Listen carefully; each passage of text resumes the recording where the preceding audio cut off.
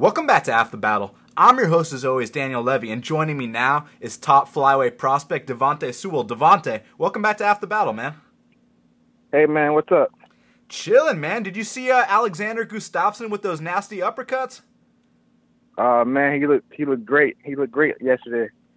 Man, it's good to see him get back to that footwork because, man, a lot of people were calling him the Dominic Cruz of the light heavyweight division, and I feel like the last couple fights, he was more stationary, but now it looks like he's in prime form again. Yeah, he came back good after that loss to AJ. I think Glover is declining now. Man, the fight game is brutal and unforgiving. You know what I mean? It doesn't care who you are, what you've accomplished. Father Time catches up with everyone. Definitely. That's why I'm just trying to do as much as I can at my young age. Man, you're only 21, right? Yes, sir. Man, wise beyond your years. So, last time we spoke, you just made your pro debut. You know, things didn't go your way. You lost a close decision, but since then, you rebounded with 2 straight wins, 2 straight finishes. You submitted both your opponents. Now, let's talk about the first one real quick, because, this kid that you took on, D. Melton, this is a guy that you were initially supposed to fight in your amateur career. You're getting wrapped up in the back room, and then someone comes in and tells you, hey, he's not feeling too well. He's not going to take this fight. This is 20 minutes before you're about to fight him. So I know going into that fight, you must have had, I don't want to say animosity, but you must have had some kind of competitive edge going into that rematch, right? Definitely, man. Since that first loss, it's just been there now. The hunger just rises and rises. Man, when you go in there and you choke a guy like that out, you get your first pro win. I mean, what's the feeling like? Man, it's amazing. I just couldn't wait to get another one. D. Melton's a tough guy. He's experienced. You take him out in the first round. Then you get the call that you're taking on Walter Flores. Now, this is a guy, I've watched him on the regional scene. I've said many times, this kid is going to be in the UFC one day. And I was telling my friends before the fight, I was like, this is going to be fight of the night. Now, it wasn't fight of the night at all. It was performance of the night. You went out there and dominated Walter Flores bell to bell. Were you expecting that kind of thing? Yes, sir. I train real hard. And it's showing every fight. I'm just growing, and I can't wait till June 30th to show them again. Oh, yeah, we're going to talk about your upcoming fight in a second, but real quick about the Walter Flores fight. There was something really funny that happened in the middle of that fight, and, he did what's known as the Brazilian tap. That's when you have your opponent in a submission, and they tap one time, but they don't tap so the ref can see. They tap so that, you let go of the choke, and you think the fight's over, but it's not over because, as you know, you're a pro fighter. The fight ain't over till the ref comes in and touches you. So was that kind of like a learning moment for you? Yeah, definitely. Don't let go of the choke until the ref completely gets me off. But, yeah, next time I'm just going to make sure to put him to sleep with it. That's it. Yeah, exactly, man. Now, has anyone ever tried that before on you, maybe in your amateur career? Try to fake tap? Yeah. No, that was the first time experiencing that. Every fight you learn new things. So whether I win or lose, I'm just always looking to learn and be better. Absolutely, and I mean we've seen the career progression. I mean you're still only 2-1, and you're only 21 years old. You're still young in your career, but a lot of people don't know that you had, you went 7-2 as an amateur, right? 7-2. 8-2. 8-2. There we go. You went 8-2 as an amateur. You got 10 fights under your belt. Now, you're going into your 4th pro fight, and a lot of people don't know. You're taking on Jose Medrano at NFC 96. Now, you fought this kid before. He actually beat you via unanimous decision in your amateur days. You get the chance to avenge that loss. You must be pretty pumped, right? Yes, sir. This is actually a fight I wanted right after we fought. We fought on 3 days' notice, and the promoter said I would get an immediate rematch, and he didn't want it, I guess. But it's happening now, and this time I get to take his money, so I can't wait. Now, I didn't get a chance to see that fight. Did he outstrike you? Did he grind you? How did he win that fight? Nah, I just made a few mental errors, and he just got one takedown that won him the last round. It was a close fight. It was tied up going into the last round. I feel like I grew within the last year, and people will see.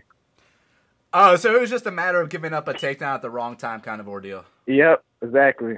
Yeah, well, I mean, that's an important learning experience for you, in my opinion, man, because, you know, you got to know that even if you land the harder shots, you still got to play the game according to the judges. You know what I mean?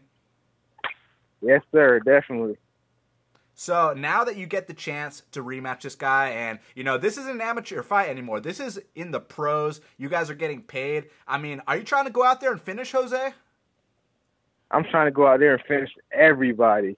Definitely Jose is the next guy right now, so protect your neck, protect your neck. We on tour right now. Next stop is back in Kennesaw, Georgia. Man, it's funny because you posted a little snapshot. This kid, he was trying to send you a nice little friendly message on Facebook. You were having none of it. Nah, we ain't friends. Once you sign the contract, you're disrespecting me, so we're going to fight, and I can't wait. Yeah, I mean, literally trying to take food off your table. It's half your paycheck, all the bragging rights. I mean, man, what's it like being a pro at 21 years old?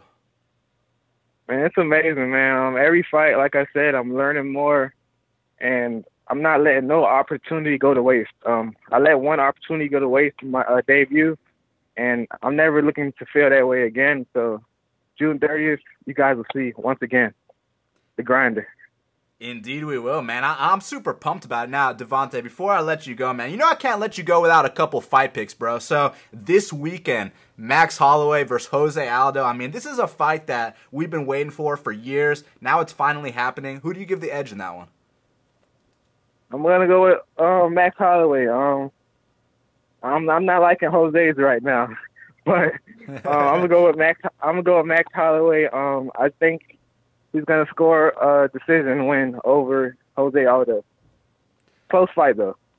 Man, it truly is. And I need your prediction on two more because they've announced, you know, the schedule for the summer. And one of the matchups that got announced is Robert Whittaker versus Yoel Romero. And when I heard that, man, I mean, just as a fan, how can you not appreciate the matchmaking? You know, it's literally the number one versus the number two. They're fighting for the title. And you don't often see the two best guys fight each other. Here we're going to get that. No one's being protected. We're going to have to find out who the better man is. The question is, who's the better man? That's great. Great matchup. Close fight as well. But you know what it's going to come down to? It's going to come down to 5 rounds. Yoel fading. And I think Robert Whittaker knocks him out in the later rounds.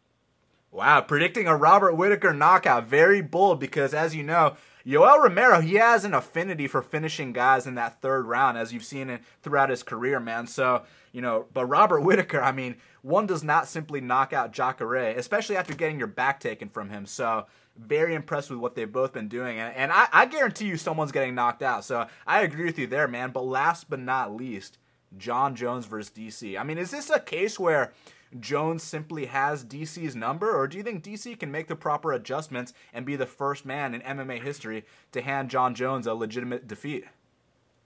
I think anything can happen, you know, in a rematch, anything, but I'm going to go with John Jones. I think, you know, he's the greatest at 205 of all time. I'm ready to see John Jones win and the rematch of him and Gustafsson. Man, speaking of Gus, I mean, we spoke about him already, but I'll tell you what, man, he made a case that he's ready for that rematch, man. He's ready for that title shot again. Yeah, definitely. I was hoping he would win so they can line up Gus versus Jones too, and maybe we'll see Glover versus DC. That would be a nice matchup as well. Oh, that's a great fight too. So you're saying, assuming Jones beats DC, you want to see a little DC and Glover there? Definitely. I believe that would be a perfect matchup, good matchup for the division. Man, I have to agree with you on that, bro. It totally would be. Now, Devante, before we get out of here, it's going down, NFC 96, you and Jose Medrano. How's it going to go down, Devante? Goes down with me, leaving with 3 wins, 3 finishes in 3 months. The youngest pro in Georgia. I will be number 1 by the end of the year. You guys will see. That's it. Me leaving with my hand raised. Jose taking his first L. Well, Devante, I want to thank you so much for taking the time to speak with me right here, right now on Half the Battle. It's always a pleasure, bro. Let the audience know where they can follow you on social media. Anything else you want to tell the fans? Now's the chance, man. All right, man. You guys could follow me on Twitter at Grinder MMA, Instagram at The Grinder MMA, and on Facebook at Devante Sewell MMA.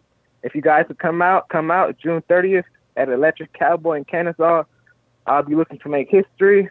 Hope to see you guys there. Thank you guys, all my teammates, family, the man above, and all my sponsors. And Daniel, thank you for this interview on Half the Battle.